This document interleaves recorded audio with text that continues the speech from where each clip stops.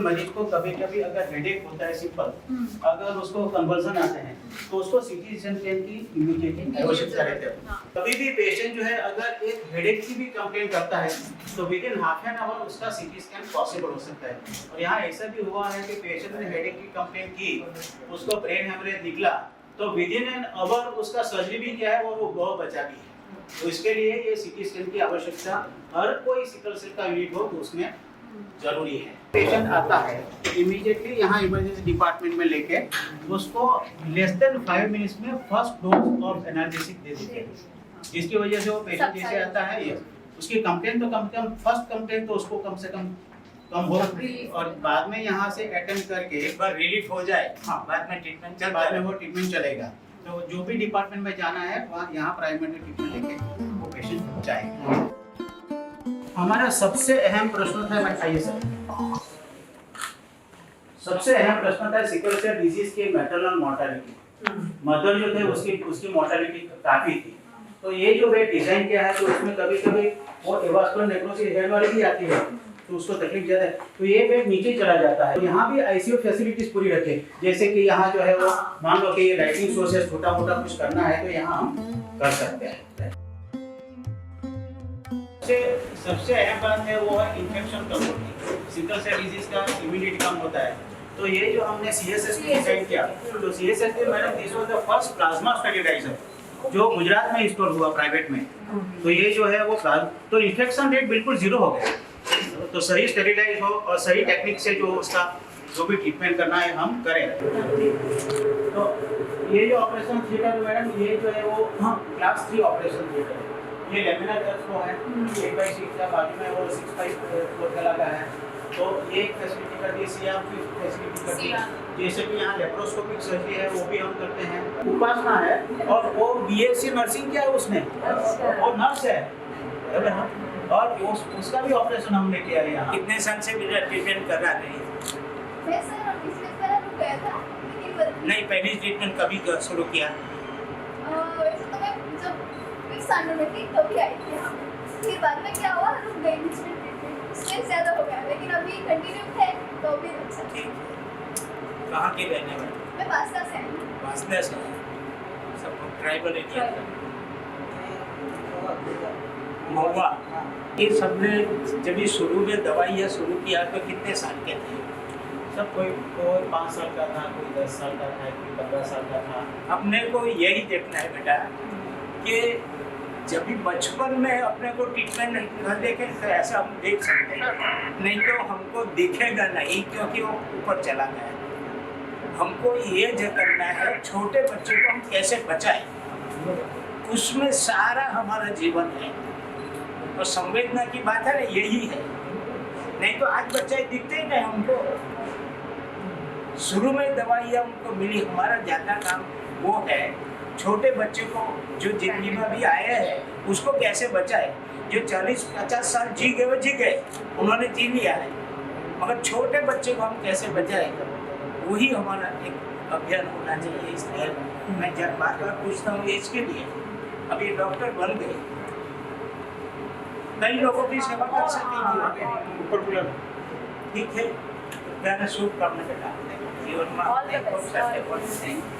प्रसूति के बाद 72 घंटे में जांच हो गई, तो वहाँ से ही बच्चा अच्छा होना ठीक रहा।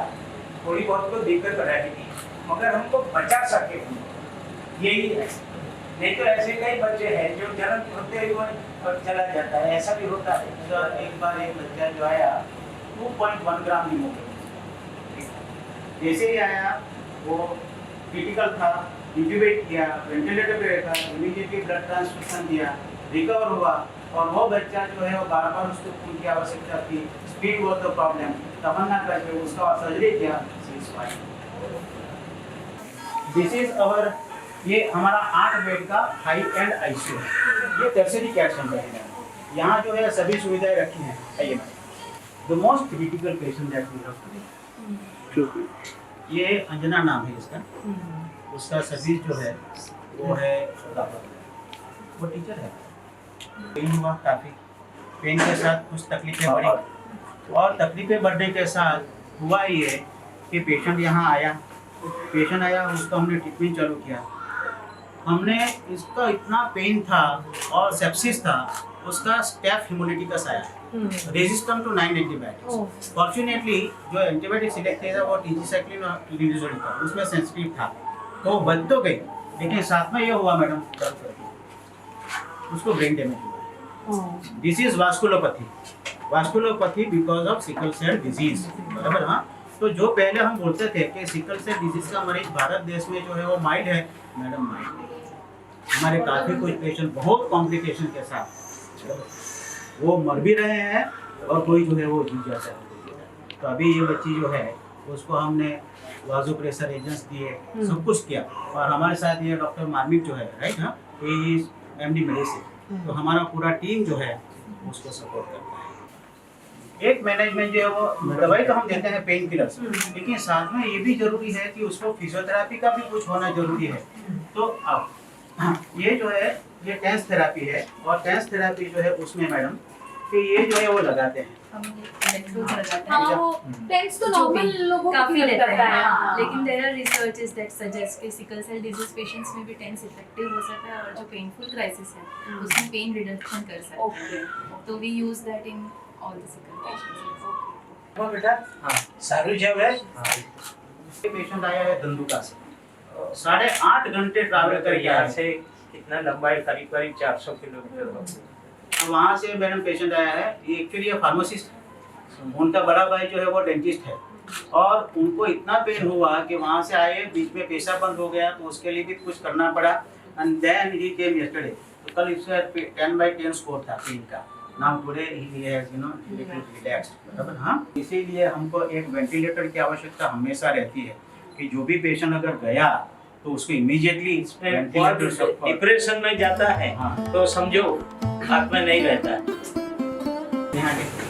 તો 34 year patient second gravid previous normal delivery છે અત્યારે અભી she is 36 weeks pregnant, 35 weeks 6 days today. Actually from last 15 days she is developing anemia also. Yesterday also hemoglobin was 8.2, today morning it's 7.3, so almost 1 gram loss is there.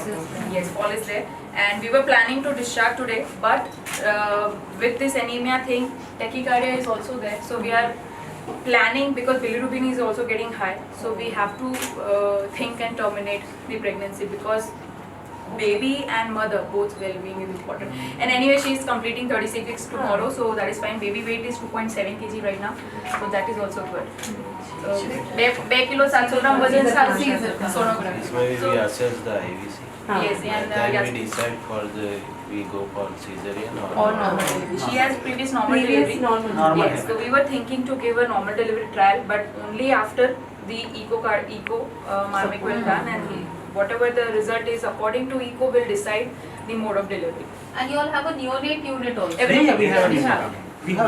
We have got in fact our new NICU has got a very good survival also.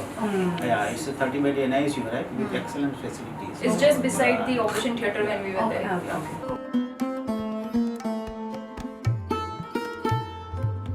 ये है ये patient जो है वो महाराष्ट्र है,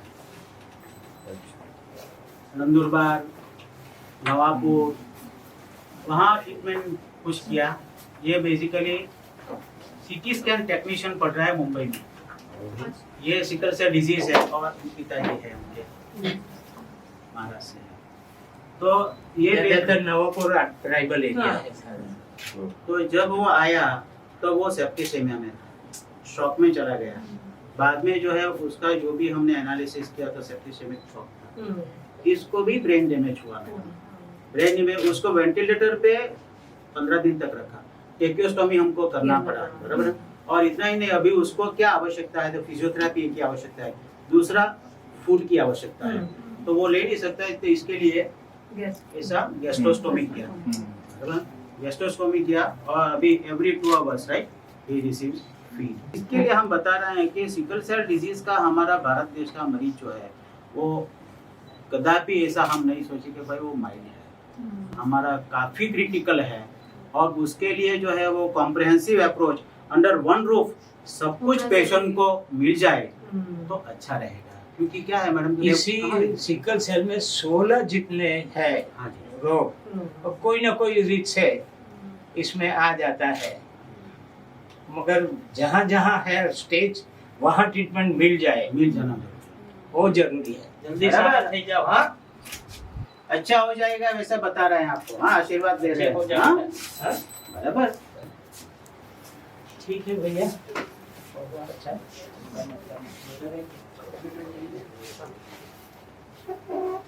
इसमें किसको, mother को है क्या? बनने नहीं। बनने नहीं। ये पेशेंट गुजरात की एक अच्छी मेडिकल कॉलेज में छात्र है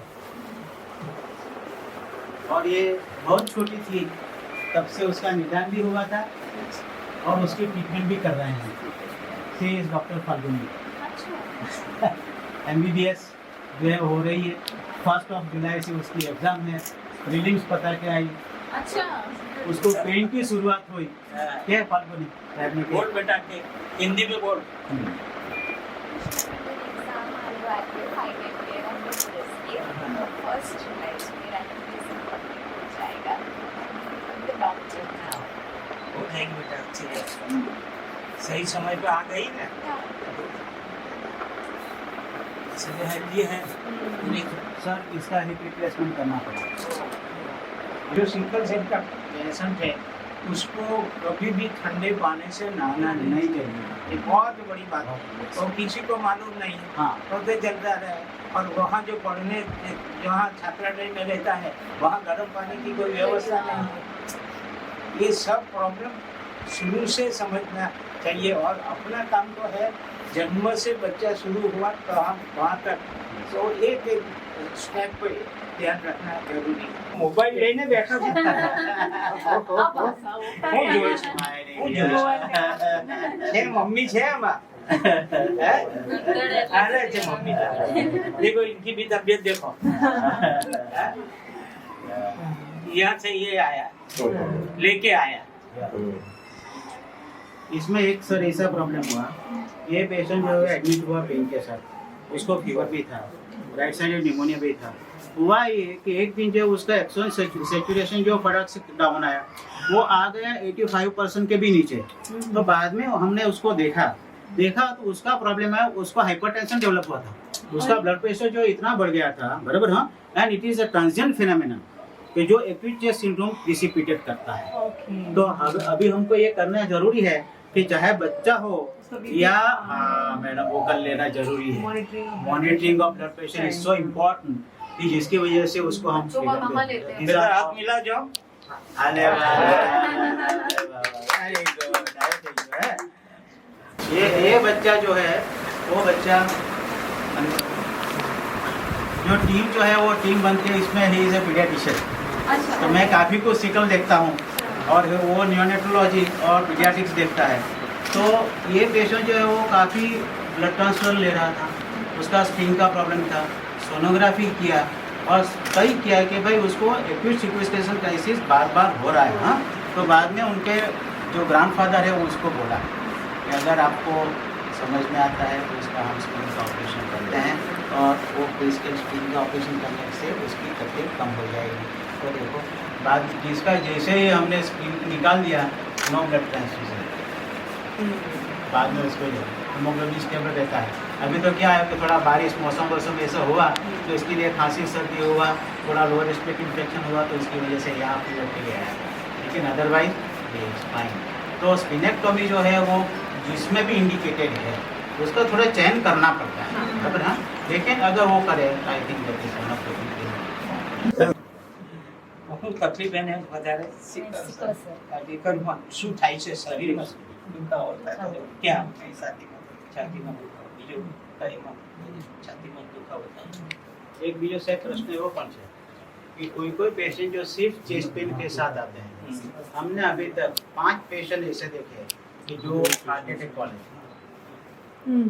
अभी शास्त्र इतना बड़ा नहीं है, जानता नहीं है कि सिकल सेल डिजीज के मरीज में भी अटैक आ सकता है। अटैक के कई कारण होते हैं, अपने को अटैक आ गया तो हार्ट का दर्द होगा, मगर ये भी है, ये भी एक जिसके लिए जल्दी सारा थे जाओ। ये सब ओपीडी फ्लोर है सर। यहाँ जो है वो सब ऊपरी जो है वो यहाँ मैंने करते हैं। आओ दादा नमस्ते। सर ये सब पेशेंट जो है जो आप यहाँ ऊपरी में देख रहे हैं तो ये सभी मरीज अलग अलग उम्र के हैं। जैसे कि आप देखते हैं तो ये है छोटा पेशेंट, ये यहाँ नीनद का है और सिकल सेल डिजीज से पीड़ित है। फादर और मदर दोनों सिकल सेल पीड़ित है। 2 बच्चे हैं। कहाँ से? नीनद गांव से, सरपण नजीक। तो ये जो है वो वहाँ गांव से है। अभी उसका ट्रीटमेंट जो है वो चालू किया है। हाइड्रोक्सीरिया देने से काफी कुछ जो है वो फायदा हो रहा है और यहाँ अब जो है वो टैबलेट फॉर्म जो है 200 मिलीग्राम का वो भी अवेलेबल हुआ है। तो उस संदर्भ में जो है वो बच्चे को जो है उसको काफी कुछ जो अच्छा लग रहा है। अभी ये बच्ची जो है वो सिकल, आप चल के बताओ, चले ना बताओ। ये छोटी बच्ची है जिसको अभी देखिए इस छोटे उम्र में उसको एवास्कुलर नेक्रोसिस हेड ट्यूमर हुआ है। तो ये बच्ची को जो है अभी स्कूल में जाना है, लेकिन मैंने आपको बताया वो प्रश्न तो उसके संदर्भ में काफी चिंतित भी है। तो उसका अभी हमको अगर सर्जरी करना है तो सर्जरी करने के लिए उसका सही समय ढूंढना पड़ेगा और वो सही समय ढूंढ के जो है वो आगे कुछ प्लान आउट करना पड़ेगा। इसमें मैडम एक ताज्जुब की बात ये है, ये दोनों भाई बहन हैं तो बाद में नहीं किया। अभी ये 100 बार एडमिट हुआ है, उसकी छोटी बहन ये भी डिजीज है, बराबर। ये फादर मदर जो है वो ट्रेक है, तो ये छोटी बहन जो है वो हार्डली 3 बार एडमिट हुए हैं और ये 100 बार एडमिट हुआ, जो एक ही परिवार के 2 पेशेंट, लेकिन डिफरेंस इतना ज्यादा है। अभी उसका जो है वो स्प्लीनेक्टोमी किया बरोड जो बोल रहे हैं और उसका स्पिन इतना बड़ा था मैडम कि जिसमें सर्जन को भी काफी कुछ जहमत लेने पड़ी और उसका जो है स्प्लीनेक्टोमी किया, नाउ ही इज फाइन। और हमारा ये भी अनुभव है कि जो स्प्लीनेक्टोमी कर देते हैं बाद में क्राइसिस काफी कुछ कम हो जाता है। दे रिमेन મંગુભાઈ પટેલ મૂળ નવસારીનો છે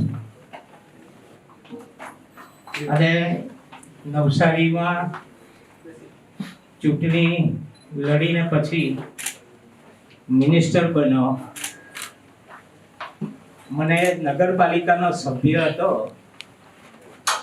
ત્યારથી મને સિકલ સેલની ખબર હતી, કારણ કે મારી સામે એક છોકરો રહેતો હતો, એને સિકલ સેલ હતું, માથું મોટું થઈ ગયેલું, પેટ મોટું થઈ ગયેલું। આજથી લગભગ 45-50 વર્ષ પહેલા હું એ છોકરાને મુંબઈ લઈ ગયેલો। ત્યાં ડૉક્ટર ધોળકિયા કરીને સિકલ સેલના ખૂબ પ્રખ્યાત ડૉક્ટર હતા। એણે મને સિકલ સેલ શું છે તે મને બરાબર સમજાવેલું ને ત્યારથી મારી કામગીરી શરૂ થયેલી। જ્યારે વિધાનસભામાં હું ચૂંટાયો ત્યારે 3-4 ડૉક્ટરને હું જાણતો હતો, જ્યોતિષભાઈને જાણતો હતો। સર નમસ્કાર, હું હર્ષભાઈ એસ ગાવિત વાંસદાથી છું। વાંસદા મૂળ ગામ વાસ્કોઈ અને મારી બેબી છે ઉપાસના, બીએસસી નર્સિંગ પૂરું કર્યું છે। સર મારો મૂળ પ્રશ્ન પર આવું છું કે આજે સિકલ સેલ એનિમિયાની જે ટ્રીટમેન્ટ છે, હવે હમણાં જ મેં હિપ જોઈન્ટનું ઓપરેશન કર્યું। સપોઝ હું ટીચર છું, મારી મિસિસ પણ ટીચર છે, અમે પૈસા રીતે પહોંચી વળી શકીએ છીએ, પરંતુ સર જ્યારે ગરીબ કુટુંબમાં આવો કોઈ પ્રોબ્લેમ થાય છે ત્યારે એ પહોંચી વળી શકતા નથી। તો એવું કોઈ પ્રાવધાન ગવર્મેન્ટમાં થવું જોઈએ કે જેના કારણસર એ ગરીબ પણ એક વિદ્યાર્થી, ગરીબ પણ એક કોઈ બાળક અથવા ગરીબ વિદ્યાર્થી, ગરીબ વ્યક્તિ એની ટ્રીટમેન્ટ સારી રીતે કરી શકે। ક્યાં તો એને આયુષ્માન કાર્ડમાં લેવું જોઈએ, પીએમ પ્રધાનમંત્રીનું જે કાર્ડ છે એમાં લેવું જોઈએ, કંઈક ને કંઈક સર આપની કક્ષાએથી યોગ્ય નિરાકરણ થાય એવી અમારી ખાસ અપેક્ષા છે। હવે જો તમે આમ તો મધ્યપ્રદેશના બધા લોકો અધિકારીઓ છે, મધ્યપ્રદેશમાં એનું નિદાન અને દવા સરકાર ફ્રીમાં આપે છે। બીજું નરેન્દ્રભાઈએ અહીંયા રહ્યા પછી, જાણ્યા પછી કેન્દ્રના બજેટમાં 15,000 કરોડ રૂપિયા આ વખતે બજેટમાં પ્રાવધાન કર્યું છે। એટલે આ આખા ભારતમાં હવે ટ્રાઇબલમાં જવાનું, એટલે 15,000 કરોડ રૂપિયા 1 વર્ષ માટે ફાળવ્યા છે। એટલે તમારી વાત ત્યાં સુધી દિલ્હી સુધી પહોંચેલી છે, એટલે જે ગરીબ લોકો છે તેને પણ આ ટ્રીટમેન્ટ મળવાની છે હવે। અને એને નિર્મૂળ કરો।